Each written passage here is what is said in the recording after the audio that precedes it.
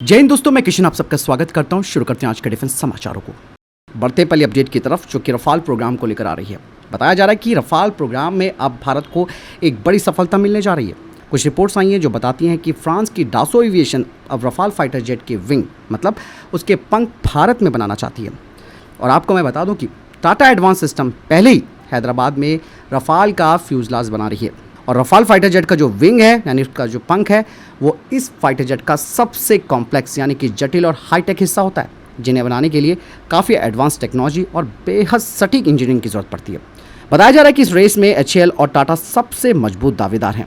अगर ये प्रोजेक्ट भारत को मिलता है तो no doubt make in India को एक बड़ी ताकत मिलेगी, हज़ारों नई नौकरियां बनेंगी और भारत का role global Rafale supply chain में भी और मजबूत हो जाएगा।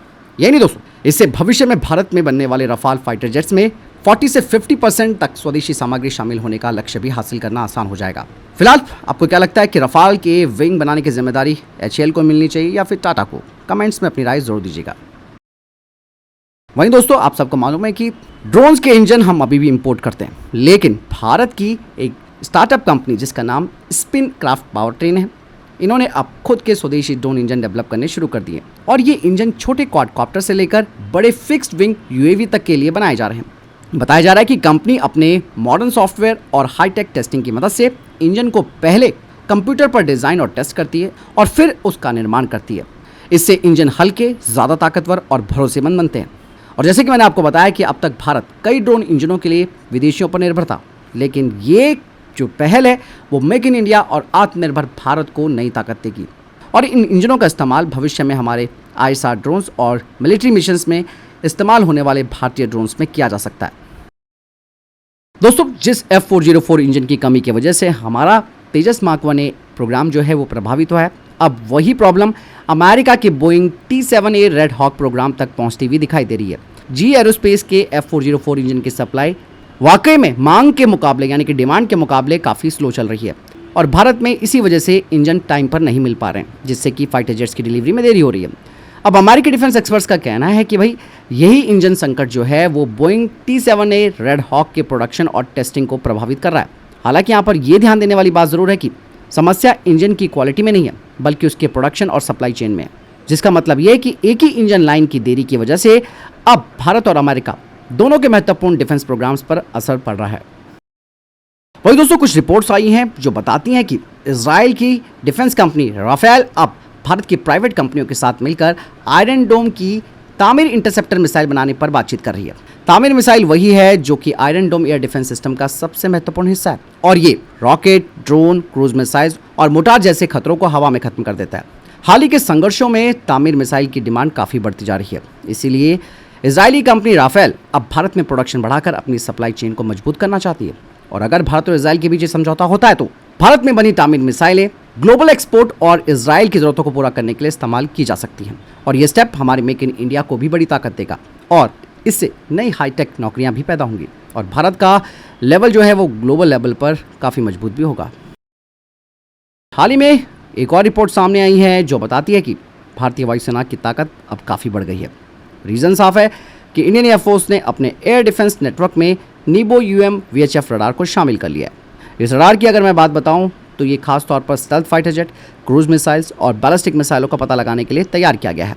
कहा जाता है कि ये रडार स्टेल्थ फाइटर जेट को 250 किलोमीटर से ज़्यादा दूरी पर और जो सामान्य हवाई लक्ष्य और बैलिस्टिक मिसाइलें उन्हें 600 किलोमीटर तक ट्रैक कर सकता है।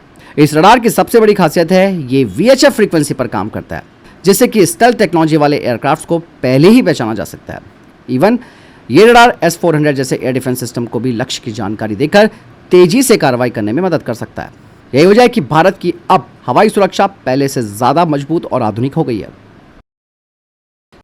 दोस्तों, लद्दाख में शानदार परफॉर्मेंस के बाद अब इंडियन आर्मी कल्याणी M4 बख्तरबंद वाहन की संख्या बढ़ाने की तैयारी कर रही है। भारत की स्वदेशी कल्याणी M4 MRAP गाड़ी ने लद्दाख जैसे कठिन इलाकों में अपनी असली ताकत साबित कर दी है और अब भारतीय सेना इसके और वाहन खरीदने की योजना बना रही है। इस वाहन को भारत फौज ने बनाया है। ये बारूदी सुरंग, ID और घात लगाकर किए गए हमलों से सैनिकों की सुरक्षा के लिए डिजाइन किया गया है। 16 टन वजनी ये गाड़ी 465 हॉर्स पावर वाले इंजन से चलती है। 140 किलोमीटर प्रति घंटे की रफ्तार ये पकड़ सकती है और एक बारी में 800 किलोमीटर तक चल सकती है। इसमें 10 सैनिक आसानी से बैठ सकते हैं और ये -20 डिग्री सेल्सियस से +50 डिग्री सेल्सियस तक के तापमान में आसानी से काम कर सकती है। यानी कि दोस्तों कल्याणी M4 की सफलता भारत के आत्मनिर्भर डिफेंस क्षेत्र के लिए एक बड़ी उपलब्धि मानी जा रही है। चलिए दोस्तों, तेजस मार्क 1 प्रोग्राम से जुड़ी एक और नई अपडेट सामने आ गई है। बताया जा रहा है कि जी एरोस्पेस के द्वारा भेजे गए जो 6 F404 इंजन हैं, उनमें से एक इंजन में जांच के दौरान तकनीकी समस्या पाई गई है। लेकिन अच्छी बात यह है कि कोई बड़ी खराबी नहीं आई है। HAL ने एक नियमित निरीक्षण के दौरान इस समस्या को पकड़ लिया और तुरंत जी एरोस्पेस को इसकी जानकारी दे दी। बताया जा रहा है कि अब इस इंजन को ठीक किया जा रहा है, जबकि बाकी के 5 इंजन एयरक्राफ्ट में लगाने की प्रक्रिया जारी है। HAL फिलहाल एवियोनिक्स, सॉफ्टवेयर, फ्लाइट टेस्टिंग और सर्टिफिकेशन जैसे बाकी काम को तेजी से पूरा कर रहा है। मतलब साफ है दोस्तों, तेजस मार्क 1 प्रोग्राम पर कोई बड़ा खतरा नहीं है। असली चैलेंज है अब भी जी से इंजनों की धीमी सप्लाई जो बनी हुई है वो। इसके अलावा दोस्तों, इसरो ने अंतरिक्ष मिशन के लिए एक और बड़ी उपलब्धि हासिल कर ली है। इसरो ने अपने सेमी क्रायोजेनिक इंजन का 175 टन थ्रस्ट पर सफल हॉट टेस्ट कर लिया। ये इंजन दोस्तों भविष्य में LV-M3 रॉकेट के पुराने कोर स्टेज की जगह लेगा और उसकी ताकत को काफी बढ़ाएगा। इस टेस्ट के दौरान इंजन ने अपनी पूरी क्षमता के लगभग 88% पर सफलतापूर्वक काम किया। अब अगला लक्ष्य है 200 टन यानी कि 100% थ्रस्ट का सफल परीक्षण करने का। इस नए इंजन में लिक्विड ऑक्सीजन और केरोसिन का इस्तेमाल किया जाता है, जिससे रॉकेट की क्षमता और जो एफिशिएंसी है वो बढ़ती है। यानी कि दोस्तों भविष्य में भारत भारी सैटेलाइट्स, मून मिशन और डीप स्पेस अभियानों को बेहतर तरीके से लॉन्च कर सकता है। वहीं इसके अलावा दोस्तों, ऑपरेशन सिंदूर के 6 वीर शहीदों के नाम पहली बार ऑफिशियली रूप से जारी किए गए हैं। इनमें भारतीय सेना के 5 जवान और भारतीय वायुसेना के एक वीर एयरमैन शामिल हैं। इन वीरों के नाम है सूबेदार मेजर पवन कुमार, राइफलमैन सुनील कुमार, लांस नायक दिनेश कुमार, अग्निवीर मुरली नायक, हवलदार सुनील कुमार सिंह और भारतीय वायुसेना के सार्जेंट सुरेंद्र कुमार। इन सभी ने ऑपरेशन सिंदूर के दौरान मातृभूमि की रक्षा करते हुए सर्वोच्च बलिदान दिया और अब इन 6 वीरों के नाम नई दिल्ली स्थित नेशनल वॉर मेमोरियल के त्याग चक्र पर हमेशा के लिए अंकित किए जाएंगे। ये सिर्फ नाम नहीं है दोस्तों, बल्कि भारत के उन अमर सपूतों की अमर गाथा है जिन्होंने देश के लिए अपना सर्वस्व न्यौछावर कर दिया। आइए हम सभी इन वीर शहीदों को विनम्र श्रद्धांजलि अर्पित करते हैं। इसके अलावा दोस्तों, फ्लाइट लेफ्टिनेंट शुभम कुमार जी जो कि वीर गति को प्राप्त हो गए हैं, उन्हें लेकर एक बड़ा अपडेट सामने आया। आपको मैं बता दूं कि इंडियन एयरफोर्स का जो AN-32 विमान था वो एक हादसे का शिकार हो गया था, जिसमें कि हमारे वीर पायलट वीर गति को प्राप्त हो गए। बताया जा रहा है कि शहीद हुए फ्लाइट लेफ्टिनेंट शुभम कुमार के निधन के बाद बिहार गवर्नमेंट ने 21 लाख की जो अनुग्रह राशि है उनकी कानूनी रूप से मान्य पत्नी को दे दी थी, जिसके बाद फैसले को लेकर आपने देखा होगा कि मीडिया में काफ़ी चर्चा बन गई और विवाद भी सामने आ गया था। अब एक और नया फैसला आया। दरअसल सोल्जर्स वेलफेयर बोर्ड ने 1.5 करोड़ की आर्थिक सहायता सीधे शुभम कुमार के माता पिता को सौंप दी है। इस आर्थिक मदद से दोस्तों उनकी बेटी की कमी तो कभी पूरी नहीं हो सकती, लेकिन ये संदेश जरूर देती है कि देश अपने वीर जवानों के परिवारों के साथ खड़ा है। हम भी दोस्तों फ्लाइट लेफ्टिनेंट शुभम कुमार जी को विनम्र श्रद्धांजलि अर्पित करते हैं। ये है SSS का Varaha acoustic counter drone system. Unlike radars जो कि ड्रोन या फिर फ्लाइंग ऑब्जेक्ट्स को डिटेक्ट करते हैं, ये सिस्टम किसी भी उड़ती हुई चीज़ के कारण जो भी हवा में आवाज़ आती है उससे ड्रोन को डिटेक्ट करते हैं, उसको लोकलाइज करते हैं विदिन 3 डिग्रीज और फिर उसके ऊपर किलिंग के लिए एक्शन लेते हैं।